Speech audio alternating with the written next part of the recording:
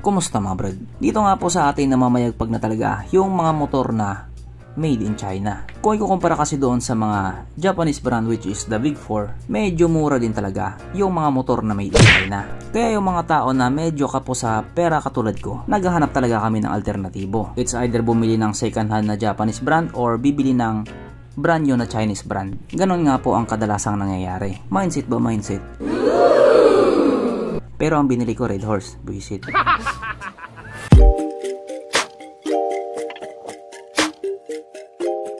Pero syempre bago tayo magpatuloy, kung bago ka pa lamang napadpad dito sa akin walang kwentang channel, huwag ka na mag-subscribe.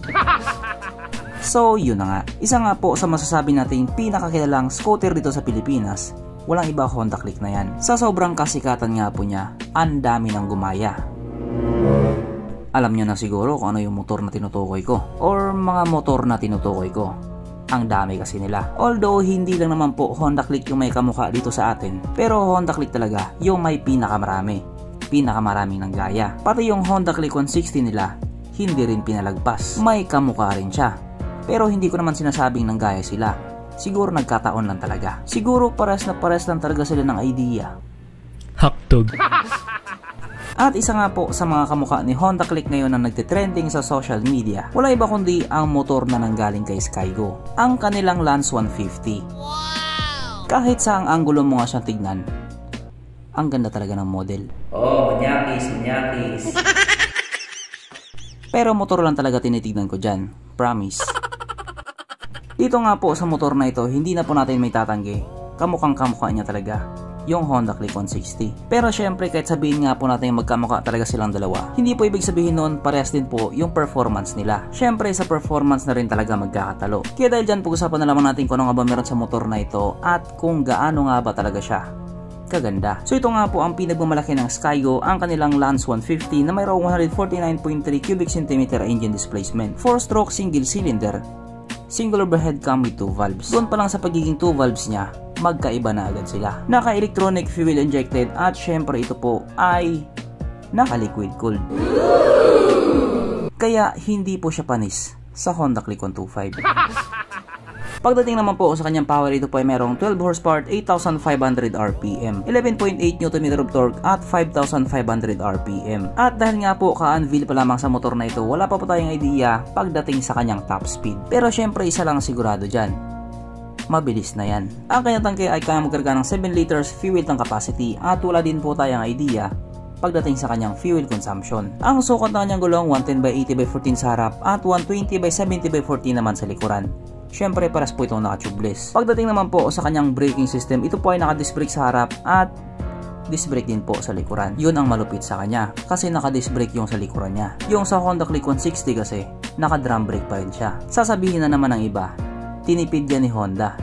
Kung sa bagay, mas maganda rin naman talaga na naka-disc brake yung sa likuran para malakas yung stopping power niya. Pero hindi po ibig sabihin na kapag naka-disc brake na yung sa likuran mo, pogi ka na. Magkaiba yun. Ha? Ang kanyang seat height ay mitaas sa 778mm at 135mm naman ang kanyang ground clearance. Mapunta naman po tayo sa iba pa niyang mga features. So ang ilaw nga po sa motor na ito, naka full LED na po. At yun nga din po ang kagandahan sa mga motor na made in China. Pagdating sa mga ilaw nila, tinotodo na talaga nila. Gusto talaga nila na naliliwanagan ka. Kaya LED talaga yung ginagamit nila. Ang kanyang gauge panel dito po ay naka-colored digital na po. Yan pagdating sa mga ganyan, hindi talaga sila nagtitipid dyan. Tinotodo talaga nila yan. At katulad nga po doon sa mga kamukha niya, nakakilis na rin po ito. Kaya dito sa motor na ito, wala nang susi-susi pa. Papindot-pindot ka na lang. At syempre hindi po mawawala sa motor na ito ang kanyang USB charging port na para kahit saan ka nga po magpunta, hindi ka na mangangamba na baka malubat yung cellphone mo kasi nga manonood ka pa ng Pornhub. Pagdating naman po sa kanyang safety feature, meron po itong side stand kill switch na just in case nga po nakalimutan mong iangat yung side stand mo, hindi aandar yung motor mo. Marami na rin kasing mga pagkakataon na yung mga motor na walang side stand kill switch na kapag nakalimutan nilang iangat yung side stand nila at lumiko sila, semplang talaga.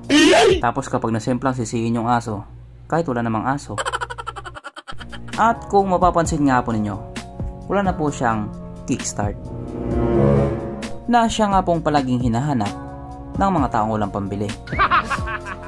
At nandito na nga po tayo sa exciting na part. ang kanyang mga suspension. So sa harapang bahagi nga po, ito ay ginamitan ng telescopic fork. At sa likuran naman, ito po ay gumagamit ng single shock absorber na ayon nga po sa mga taong nakagamit sa motor na ito, maganda ang bounce.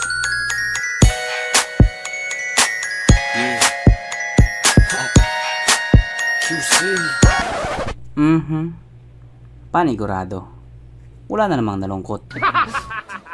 At dahil wala nga po nalungkot, alamin na po natin kung present nga ba sa motor na ito yung tatlong pinaka-importanting features. So, una na nga po dito, ang kanyang lagayan ng istalyon. At kitang-kita naman mga brad, meron siyang ganun. Meron siyang lagayan ng istalyon. Pangalawa, meron din po siyang sabitan ng pulutan. At oras na nga po para sa ating Red Horse check ang pinaka-importanting feature sa isang motor. At ayon nga po sa aking masusing pag-aanalisa, ang motor na ito ay kaya magkarga ng 2 kahong Red Horse.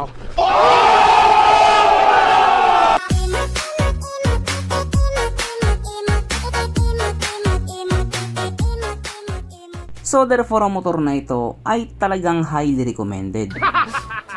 At regarding naman po sa presyo niya, ito nga po ay nagkakalaga ng 97,000 pesos. So medyo malayo nga po doon sa Honda Click 160 na pumapatak ng 123,000 pesos. Kaya para nga po doon sa mga taong gusto magkaroon ng Honda Click 160 at medyo tagilid sa budget, pwede nyo pong i-consider ang motor na ito. Pero syempre at the end of the day, ikaw pa rin naman talaga ang masusunod kung alin nga ba yung pipiliin mo. Japanese brand na medyo may kamahalan or Chinese brand na medyo hindi kamahalan. Alin nga ba sa dalawa yung trip mo? Or baka naman Red Horse din yung bibilin mo?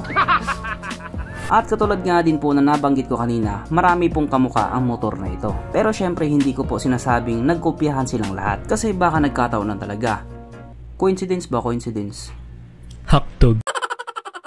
So maliban nga po kay Honda Click 160, ito pa yung ibang mga kamukha niya. Samurai 155i na nanggaling nga po kay Euro or Euro Motors na nagkakahalaga ng 88,900 pesos. Moto Porsche Evo 170 na nagkakahalaga nga po ng 88,000 pesos. At itong Skygo Lance 150 na nagkakahalaga nga po ng 97,000 pesos. O diba?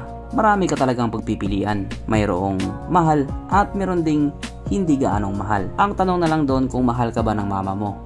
Kasi kung mahal ka niya, bibilhan ka niya. So hanggang dito na lang muna mga brad. Kung may gustong sabihin or gustong idagdag doon sa mga sinabi ko, mag-comment ka na lamang sa ibaba. Okay, bye.